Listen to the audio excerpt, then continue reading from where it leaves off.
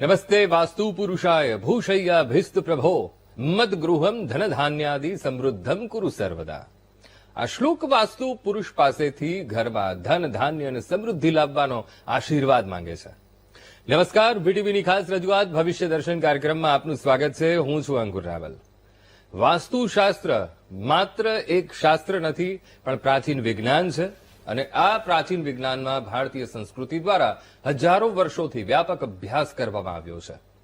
વાસ્તુશાસ્ત્રનો મૂળ માનવતા અને જીવન સાર્થકતાના કલ્યાણની ભાવનાથી પ્રેરિત છે. મૂળ શબ્દ વાસનો અર્થ રહેવું, જીવવું, રોકાવું, રહેવું છે. વાસ્તુશાસ્ત્ર દિશાઓ અને વૈશ્વિક ઉર્જાનું વિજ્ઞાન છે અને સમજાવે છે કે વૈશ્વિક ઉર્જા કેવી રીતે માનવ જીવન પર અસર કરે છે. વાસ્તુશાસ્ત્ર માણસને કેવી રીતે પર્યાવરણ સાથે સંવાદિતાથી રહેવું તે શીખવે છે. ત્યારે ક્યારેક વાસ્તુનો પ્રભાવ જીવન પર સારો નરસો એ પડતો હોય છે. ત્યારે આજે એ જાણીશું કે વાસ્તુથી સમૃદ્ધિ કેવી રીતે, તેમજ બારે બાર રાશિઓનું રાશિ ભવિષ્ય અને આપના ફોન કોલ્સના ઉત્તર તો ખરા જ, જેના માટે આપણી સાથે સ્ટુડિયોમાં જોડાયા છે જ્યોતિષાચાર્ય મુકુંદભાઈ પંડ્યા. મુકુંદભાઈ, સ્ટુડિયોમાં આપનું ખૂબ ખૂબ સ્વાગત. ધન્યવાદ. જય ગણેશ. મુકુંદભાઈ, સૌથી પહેલા આજનું પંચાંગ આપણા દર્શક મિત્રોને જણાવશો. લંબોદર નમસ્તુભ્યમ સતતમ મોદકા પ્રિયામ નિર્વિઘ્નમ કુરુ મે દેવ સર્વ કાર્યેષુ સર્વદા. દર્શક મિત્રો, વાસ્તુશાસ્ત્ર આપણા જીવનની અંદર એક એવું શાસ્ત્ર છે કે જે વિજ્ઞાન સાથે જોડાયેલું છે અને આપણા જીવનની અંદર લાભ આપનારું છે. દર્શક મિત્રો, જ્યારે વાસ્તુશાસ્ત્રની અંદર દિશાઓ દૂષિત થતી હોય છે ત્યારે કર્જને લગતી સમસ્યાઓ, આપણા શરીરની અંદર શારીરિક સમસ્યાઓ, આ બધી વસ્તુઓનું સર્જન થતું હોય છે અને જેના લીધે આપણે તકલીફોના દોરમાંથી પણ ગુજરતા હોઈએ છીએ.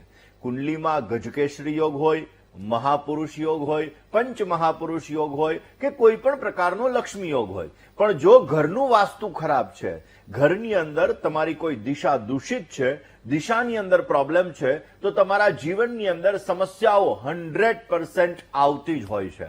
તો દર્શક મિત્રો, આજે આપણે જાણવાનું છે ખાસ સમૃદ્ધિના દ્વાર કેવી રીતે ખુલે વાસ્તુશાસ્ત્ર દ્વારા. આ વિષય ઉપર આપણે ચર્ચા કરીએ, પરંતુ શરૂઆત આજના પંચાંગથી કરીએ. દર્શક મિત્રો, આજના પંચાંગની જો વાત કરવામાં આવે તો આજે તારીખ 11/10/2025 અને શનિવારનો આજે દિવસ બની રહ્યો છે.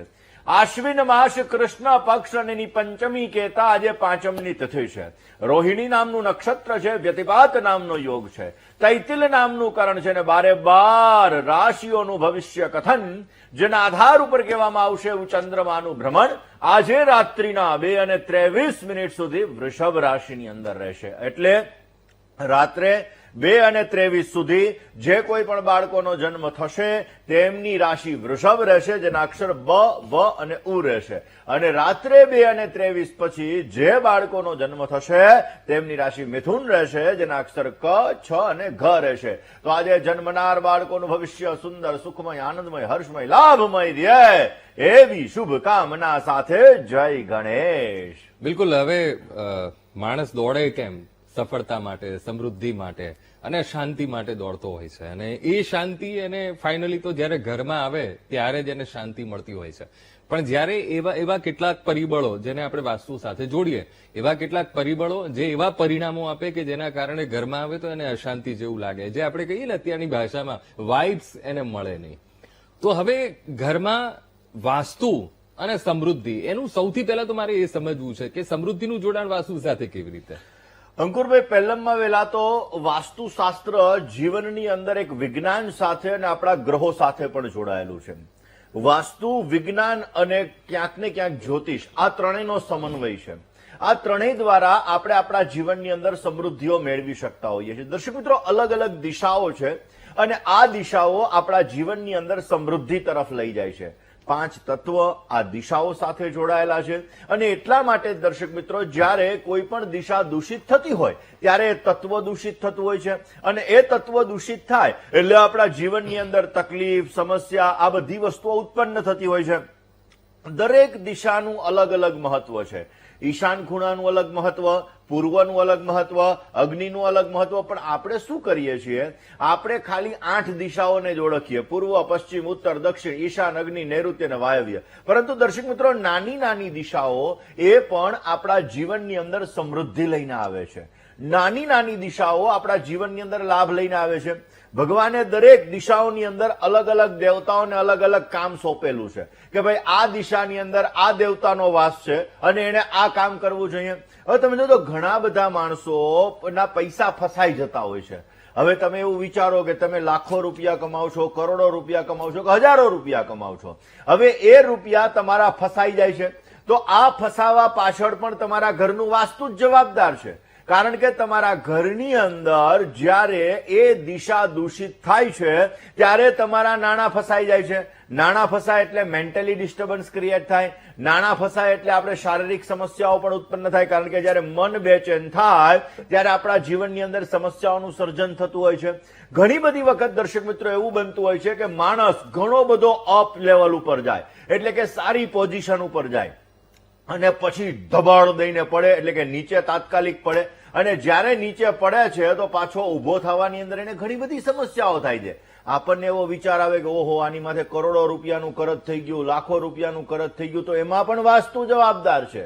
આપણને એવો વિચાર આવે કે આ બધામાં વાસ્તુશાસ્ત્ર જવાબદાર, તો આ બધાની અંદર વાસ્તુશાસ્ત્ર એનો મહત્વનો ફાળો છે. દર્શક મિત્રો, આપણા ઘરની અંદર રસોડું છે ને એ આપણને સમૃદ્ધિ આપે છે. કારણ કે અગ્નિ તત્વ છે. અગ્નિ તત્વ એટલે લિક્વિડ. આપણે નથી કહેતા આને પૈસાની ગરમી છે, તો એ પૈસાની ગરમી આવે ક્યાંથી? અગ્નિ ખૂણાની અંદરથી આવે. તો અગ્નિ ખૂણો જ્યારે આપણા જીવનની અંદર કિચન એ ક્યાંક ને ક્યાંક દૂષિત થતું હોય. હવે કિચન આપણે શું કરીએ છીએ? જ્યારે કોઈ પણ વ્યક્તિ છે, કોઈ પણ વ્યક્તિના ઘણા લોકોના ઘરની અંદર મેં ઈશાન ખૂણાની અંદર એ કિચન જોયું છે, એના પ્રોબ્લેમ્સો ક્રિએટ થયા છે. દર્શક મિત્રો, આપણી દરેક દિશાઓ છે ને, આ દિશાઓ ક્યાંક ને ક્યાંક આપણા જીવનની અંદર લાભ અને નુકસાન આ બધી વસ્તુ આપતી હોય. દક્ષિણ દિશા હંમેશાને માટે પેક હોવી જોઈએ.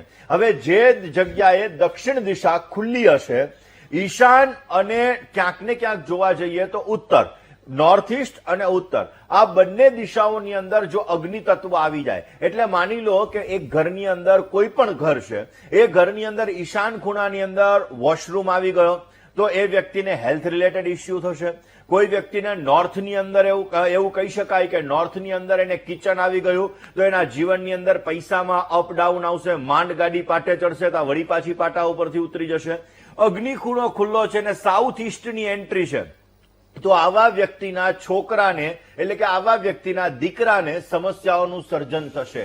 આવા વ્યક્તિના દીકરાને હેલ્થ રિલેટેડ ઇસ્યુ ઉત્પન્ન થશે. હવે દર્શક મિત્રો, ખાસ કરીને આપણા ઘરની અંદર રસોડા માટે અગ્નિ ખૂણો મહત્વનો છે, એટલે કે સાઉથ ઇસ્ટ. પરંતુ નોર્થ વેસ્ટની અંદર પણ તમે તમારું કિચન રાખી શકો, એટલે કે રસોડું રાખી શકો. આ બંને દિશાની અંદર રાખેલું કિચન તમને સમૃદ્ધિ આપે છે. પરંતુ તમારું ફેસિંગ છે એ હંમેશાને માટે ઈસ્ટ તરફ હોવું જોઈએ. એટલે કે તમે જ્યારે રસોઈ કરો છો તો આ રસોઈ માટે તમારું ઈસ્ટ, એટલે કે પૂર્વ દિશા તરફ તમારું મોઢું રાખી અને તમે જ્યારે રસોઈ કરો છો તો તમને સમૃદ્ધિ મળે છે. તમારા જીવનની અંદર હેલ્થ ઇસ્યુ ક્રિએટ નથી થતા, તમને સારો લાભ મળી શકે છે. હવે દર્શક મિત્રો, ઘણી બધી વાર એવું બનતું હોય કે અગ્નિ ખૂણાની અંદર, ઘણા ફ્લેટની અંદર અગ્નિ ખૂણાની અંદર વોશરૂમ આપેલો હોય, અથવા તો અગ્નિ ખૂણાની અંદર રસોડાની બહારની ચોકડી આપેલી હોય, તો આ પણ તમારી ફાઇનાન્શિયલ સિચ્યુએશનની અંદર સમસ્યાઓનું સર્જન કરે છે. એની રેમેડીની તો વાત કરીએ, પરંતુ જો તમારું કિચન નોર્થ દિશાથી લઈ અને સાઉથ સુધી છે, સાઉથ અને સાઉથ ઇસ્ટ આ બે દિશા ચાલશે. આ બે દિશાની અંદર તમારું કિચન હશે તો વાંધો નહીં આવે, પરંતુ નોર્થ થી લઈ અને સાઉથ સુધી છે તો તમારે ત્યાં ગ્રીન કલરનો માર્બલ યુઝ કરવાનો છે. તમે ગ્રીન કલરનો માર્બલ યુઝ કરશો તો એનાથી એ દિશાના દોષની અંદરથી તમે બચી શકશો અને તમને સમૃદ્ધિ મળશે. હવે સાઉથ થી લઈ અને નોર્થ સુધી, એટલે કે ક્યાંક ને ક્યાંક સાઉથ વેસ્ટ આવી ગયું, વેસ્ટ આવી ગયું અને નોર્થ વેસ્ટ આવી ગયું. આ દિશાની અંદર જો તમારું કિચન હોય તો તમારે પીળા કલરનો માર્બલ યુઝ કરવાનો છે. આ પીળા કલરનો તમે માર્બલ યુઝ કરશો તો એના દ્વારા તમને સમૃદ્ધિ સારી એવી મળી શકશે. હવે દર્શક મિત્રો, વાત આવી તમારા પૈસા ફસાઈ જાય છે, તો પૈસા ફસાવા માટે કઈ દિશા જવાબદાર? તો S2, એટલે કે જે અલગ અલગ આપણી દિશાઓ છે, ઈસ્ટ, વેસ્ટ, નોર્થ અને સાઉથ, એની અંદર પદ આવે 1, 2, 3, 4, 5, 6, 7 અને 8. હવે એની અંદર S2 એના દિશા છે ઉષા. હવે ઉષાદેવ છે એનું કામ છે રિકવરીનું. પૈસાની જે રિકવરી કરવાની હોય એ S2 ની અંદરથી થતી હોય. હવે એ દિશાની અંદર જો કોઈ પણ પ્રકારનું જળ તત્વ આવ્યું એટલે કે બ્લુ કલર તમે કરી દીધો તો પણ તમારે સમસ્યા. S2 ની અંદર તમારું વોશરૂમ છે તો પણ તમારા પૈસા ફસાવાના ચાન્સીસ પૂરેપૂરા.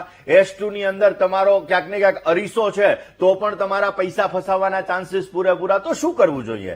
જો આ દિશાની અંદર બ્લુ કલર છે કે અરીસો છે તો પહેલા એને હટાવી દો, અને નહીતર તમે ત્યાં એક ગાય જેને વાછરડું છે એ વાછરડું ક્યાંક ને ક્યાંક દુગ્ધપાન કરતું હોય એવો ગાય અને વાછરડાનો જો પોસ્ટર લગાડવામાં આવે તો અવશ્ય તમારા પૈસાની રિકવરી થાય છે અને એના લીધે તમને બેસ્ટ રિઝલ્ટ મળતું જણાય છે. દર્શક મિત્રો, આમ વાસ્તુશાસ્ત્ર એક સમૃદ્ધિ સાથે જોડાયેલું છે. કેવી રીતે તમારા જીવનમાં સમૃદ્ધિ આવે આ વિષયના નાના નાના ઉપાયો વિશે પણ આગળ આપણે ચર્ચા કરતા રહીશું. જય ગણેશ. મુકુંદભાઈ, એક સવાલ મને એ થઈ રહ્યો છે, જ્યારે આપણે વાસ્તુ ઉપર તમે ખૂબ ઝીણવટ ભરી તમે સમજણ આપી રહ્યા છો. હવે એક્સ નામની કોઈ વ્યક્તિ છે, એ પર્ટિક્યુલર એક મકાનમાં રહી છે, ત્યારબાદ એને મજા નથી આવતી, એને ફળતું નથી, એ નીકળી જાય છે, અને પછી વાય નામની વ્યક્તિ આવે છે, તો વાય નામની વ્યક્તિને ખૂબ ત્યાં એને ચડતી થાય છે, બધું જ એને મળે છે. હવે આનું કારણ મારે સમજવું છે કે એક્સને ન ફળવાનું કારણ શું અને વાયને ફળવાનું કારણ શું? અંકુરભાઈ, તમે એક એવી કહાવત સાંભળી છે કે દક્ષિણનું મકાન ન લેવાય? હા હા હા. દક્ષિણનું મકાન લેવાથી તકલીફ થાય. હા હા. તમે જેટલા અબજોપતિના મકાન જોશો એ કઈ દિશાના છે ખબર? દક્ષિણ દિશાના જ હશે. અચ્છા. શું કામે? કારણ કે જેનો મંગળ સારો એને એ દક્ષિણનું મકાન ફાયદો આપશે. એવી રીતે કોઈ પણ વ્યક્તિ છે, આ વ્યક્તિ પોતે ઘર લે છે તો એ ઘરની અંદર એને કઈ દિશા એના માટે સુટેબલ છે? પહેલા મહત્વની વસ્તુ એ છે કે આજે તમારી કુંડલી મુજબ, મેં શરૂઆતમાં જ વાત કરી કે આપણું વાસ્તુશાસ્ત્ર વિજ્ઞાન સાથે અને જ્યોતિષ સાથે જોડાયેલું છે. તમારી કુંડલીમાં કયો ગ્રહ પાવરફુલ છે એ સાઈડનું તમે મકાન લેશો તો તમારા જીવનમાં તમને સમૃદ્ધિ આપશે. હવે તમે માની લો કે તમારી કુંડલીની અંદર બુધ ગ્રહ ખરાબ છે, એટલે કે બુધ નીચનો છે, બુધ અસ્તનો છે, બુધ ક્યાંક ને ક્યાંક સમસ્યા આપી રહ્યો છે, અને તમે ઉત્તરના મકાનમાં લો છો તો બધા એમ કે ઉત્તરનું મકાન સૌથી સારું હો, બહુ લાભ આપે. પણ ઈ માણસ ઉત્તરના મકાનમાં રહેવા જાય એટલે કરોડપતિમાંથી રોડપતિ થાય, એટલે તકલીફોનું સર્જન કરાવડાવે. તમારા જીવનની અંદર કયો ગ્રહ તમને લાભ આપે છે એ મુજબ તમે વાસ્તુશાસ્ત્ર મુજબ જો મકાનની ચોઈસ કરો, ઓફિસની ચોઈસ કરો, ફેક્ટરીની ચોઈસ કરો તો બેટર રિઝલ્ટ તમને મળતું હોય છે. હવે ઘણા લોકો કન્સ્ટ્રક્શન સાઇટ કરતા હોય તો એ કન્સ્ટ્રક્શન સાઇટની અંદર એવું વિચારે કે અમે 4 પાર્ટનર છીએ, તો ચારેય પાર્ટનરના ગ્રહો મુજબ કન્સ્ટ્રક્શન સાઇટની જે જમીન છે, કારણ કે દર્શક મિત્રો અમે અલગ અલગ કન્સ્ટ્રક્શન સાઇટની અંદર જોવા જતા હોઈએ, ઘણી જગ્યાએ વેચાણ ઓછું થતું હોય તો એમાં પણ ક્યાંક ને ક્યાંક જીઓપેથિકલ સ્ટ્રેસ જવાબદાર હોય. પૃથ્વીમાંથી નીકળતી નકારાત્મક એનર્જી, અને એ એનર્જીના લીધે ક્યાંક ને ક્યાંક વેચાણમાં સમસ્યા થતી હોય. એવી જ રીતે દર્શક મિત્રો, તમારા જીવનમાં કઈ દિશા તમને લાભદાયક છે આ વસ્તુ બહુ મહત્વની છે. જય ગણેશ. મુકુંદભાઈ, હવે મિથુન અને કર્ક રાશિના જાતકોનો આજનો દિવસ કેવો રહેશે એ પણ જણાવશો. દર્શક મિત્રો, વાત કરી રહ્યા છીએ ગોચરના ગ્રહોની 12 રાશિ ઉપર અસર અને સાથે સાથે વાસ્તુશાસ્ત્રની. દર્શક મિત્રો, વાસ્તુશાસ્ત્રની અંદર ઈશાન ખૂણો જે સાથે જોડાયેલો છે, અગ્નિ ખૂણો જે અગ્નિ તત્વ સાથે જોડાયેલો છે, નૈઋત્ય ખૂણો જે પૃથ્વી તત્વ સાથે જોડાયેલો છે, અને વાયવ્ય ખૂણો જે વાયુ તત્વ સાથે જોડાયેલો છે, અને બ્રહ્મસ્થાન જે આકાશ તત્વ સાથે જોડાયેલું છે. આ બધી વસ્તુઓ જ્યારે આપણા ઘરની અંદર સંતુલિત હોય ત્યારે આપણા જીવનની અંદર સારો લાભ મળી શકે.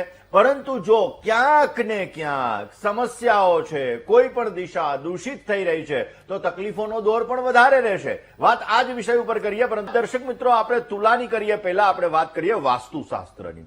દર્શક મિત્રો, વાસ્તુશાસ્ત્રની અંદર જ્યારે અલગ અલગ દિશાઓ આપણા જીવનની અંદર લાભ આપતી હોય છે, એવી રીતે તમારા લગ્ન નથી થતા, માગા આવવામાં તમારે તકલીફ થઈ રહી છે, તો એના માટે પણ તમારી ઈષ્ટ એટલે કે પૂર્વ દિશા જવાબદાર છે. કારણ કે તમારી પૂર્વ દિશાની અંદર કોઈ પણ પ્રકારનો દોષ હશે તો તમારા સંબંધીઓ દ્વારા, તમારા મિત્ર સર્કલ દ્વારા જે તમારે માગા આવવા જોઈએ એ નહીં આવે, અને એના લીધે તમારે સમસ્યાઓનું સર્જન થતું જણાશે. માટે ઉગતા સૂર્યનું ચિત્ર એ દિશાની અંદર લગાડવામાં આવે તો પણ તમને બેસ્ટ રિઝલ્ટ મળતું જણાય. અથવા તમારા પરિવારનો સ્માઇલ વાળો ફોટો એ દિશાની અંદર લગાડવામાં આવે તો વિશેષ માત્રામાં તમને સારો લાભ મળી શકે છે. વાત જીઓપેથિકલ સ્ટ્રેસ એટલે કે પૃથ્વીમાંથી નીકળતી નકારાત્મક એનર્જી. આ એનર્જી જ્યારે નીકળતી હોય એની કોઈ લાઈન એક જગ્યાએ જતી હોય અને એને બીજી લાઈન ક્રોસ કરતી હોય તો આવી જગ્યાએ આપણે 8 કલાક સુધી બેસીએ, 8 કલાક સુધી સૂઈએ તો ભયાનક બીમારીઓ પણ આવી શકે. આવી જગ્યાએ જો વાહન પસાર થાય તો એક્સિડન્ટના યોગો પણ બનતા હોય. પરંતુ દર્શક મિત્રો, આપણને એવો વિચાર આવે કે અત્યારના સમયમાં શું આ જીઓપેથિકલ સ્ટ્રેસ અસર કરતો હોય, પહેલાના જમાનામાં અસર નહીં કરતો હોય. પરંતુ પહેલાના જમાનામાં મહિને અથવા તો 3 મહિને લોકો ગાયના ગોબરથી પોતાના ઘરને લીપતા હતા. અત્યારે પાકા મકાન થઈ ગયા. પહેલાના જમાનાની અંદર ગાયના ગોબરથી મકાનને લીપતા હતા, પોતાના ઘરની અંદર પોતે ગાય રાખતા હતા. હવે દર્શક મિત્રો, ગાયના ગોબરની અંદર એક એવી તાકાત છે કે જીઓપેથિકલ સ્ટ્રેસને નષ્ટ કરી શકે છે. અને એટલા માટે જ્યારે એ પોતે ગાયના ગોબરથી પોતે પોતાના મકાનને લીપતા તો એનાથી એ વસ્તુ ક્યાંક ને ક્યાંક નષ્ટ થતી. તમે તમારા ઘરની અંદર, તમારા ફાર્મ હાઉસની અંદર, હવે તો ફ્લેટમાં કઈ ગાય તો રાખી ન શકાય, એટલે જો તમે એક ગાય તમે રાખો તો પણ વિશેષ માત્રામાં એ નેગેટિવ એનર્જી છે, આ નેગેટિવ એનર્જી દૂર થાય ને વિશેષ તમને લાભ મળતો જણાય.